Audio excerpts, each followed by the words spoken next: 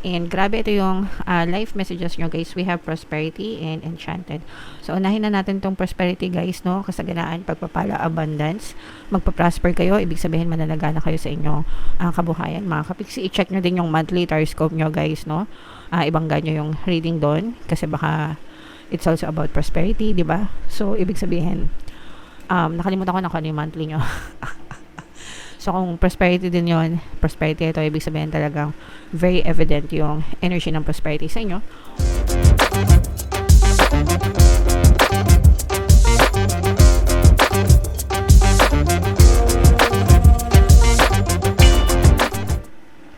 Hello guys, hello Taurus. Welcome back to Pinoy Pixie Tarot.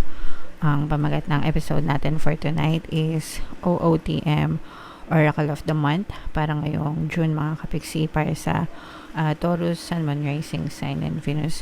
Meron tayong tatlong set ng decks dito guys. Ito yung para sa spiritual messages nyo. Ito yung para sa life messages. And ito naman yung sa love life mga kapiksi. So, unahin muna natin yung sa spiritual message nyo guys. Kung ano na lang yung makaresonate sa inyo, take that message mga kapiksi, kasi hindi lahat ng mensahe ay magre-resonate. Also guys, sa mga naghahanap ng mga pampaswerte na lucky charms, lucky bracelet, lucky crystals guys, may mga items tayo sa description box nitong video. Pwede nyo i-check yung mga items doon, and pwede nyo na rin i-check out mga kapiksi. So, ito yung ating spiritual message guys. Ito yung image ng card, no? Tingnan natin kung anong ibig sabihin nito mga kapiksi. Earth, no? Nurture, nature. Ibig sabihin, alagaan natin yung nature mga kapiksi, alagaan natin yung planet Earth, no? Ito yung ating tahanan guys. No one can hold you the way nature can. Mama Nature is a powerful healer and transmuter of dense energies. So may mga healing properties din ang ating Mother Nature mga kapiksi. So let's say for example, yung mga dagat, di ba? Meron silang mga natural cleansing properties. Pag naligo kayo sa dagat, you will be cleansed and you will feel re-energized. Ganun din yung mga puno, di ba?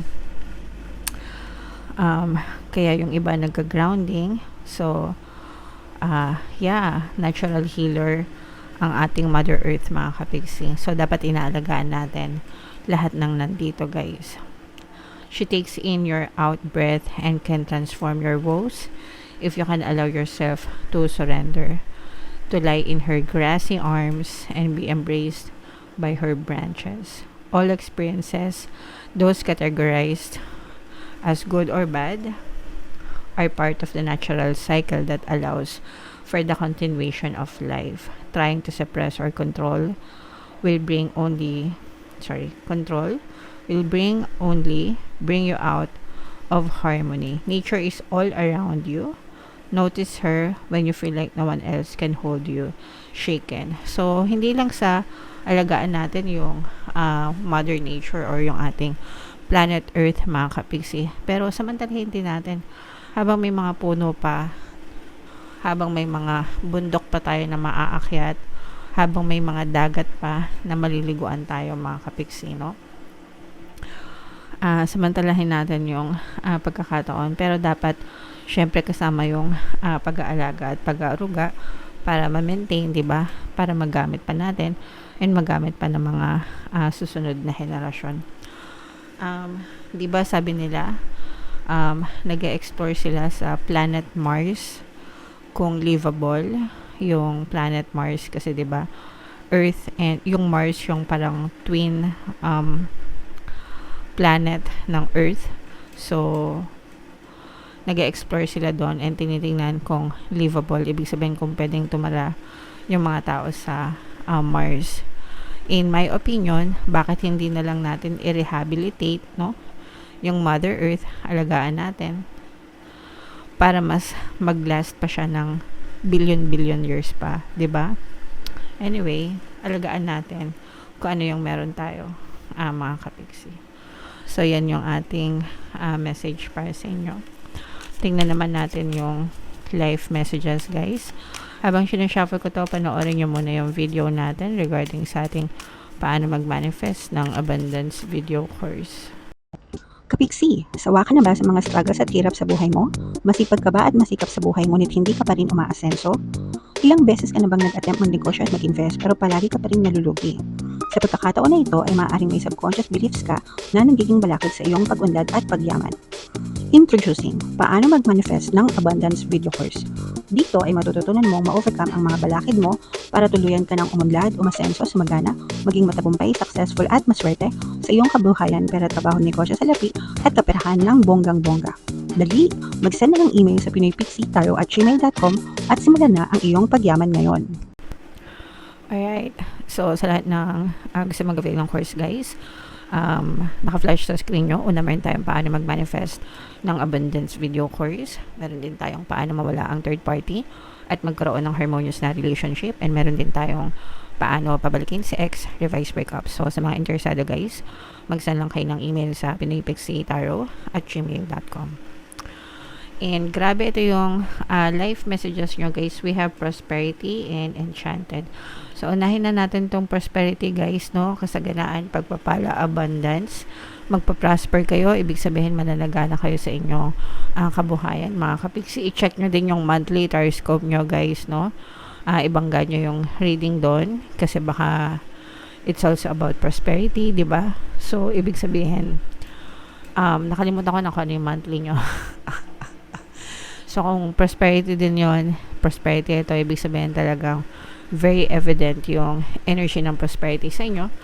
Palagi lang kayong magdasal and mag-affirm, mga kapiksi.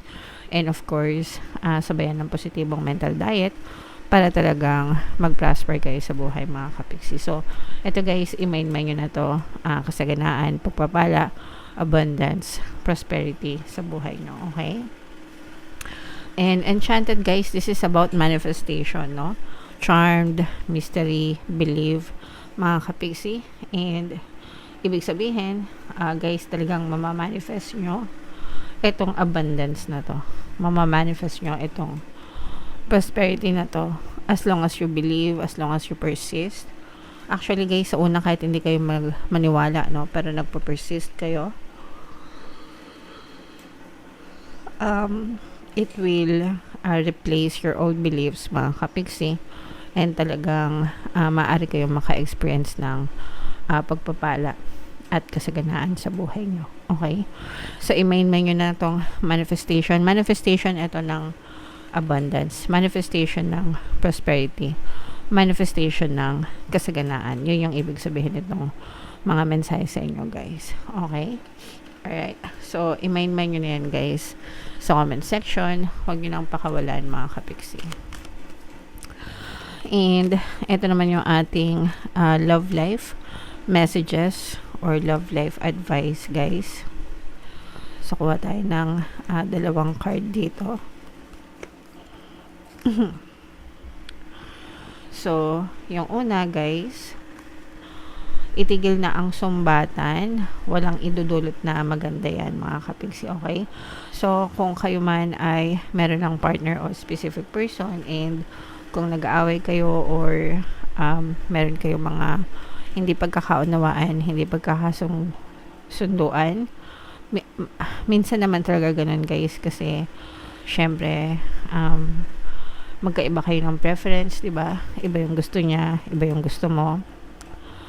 So, hindi maiwasan na nagkakaaway, mga kapiksi. Pero, walang mapapala, guys, kapag nagsumbatan kayo. Lalo lang, lalaki yung gulo. Lalo lang, hindi maayos yung gusot nyo. Lalo lang kayo magkakaroon ng emotional distance. And for some of you, pwede pa itong mag-cause ng hiwalayan talaga, as in, hindi lang emotional distance, kundi pati physical distance, guys.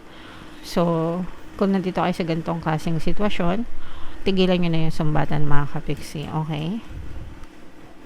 And wag mong sisihin yung sarili mo, guys, no? Especially kung ginawa mo naman ang lahat. Wag mo na rin sisihin yung person mo.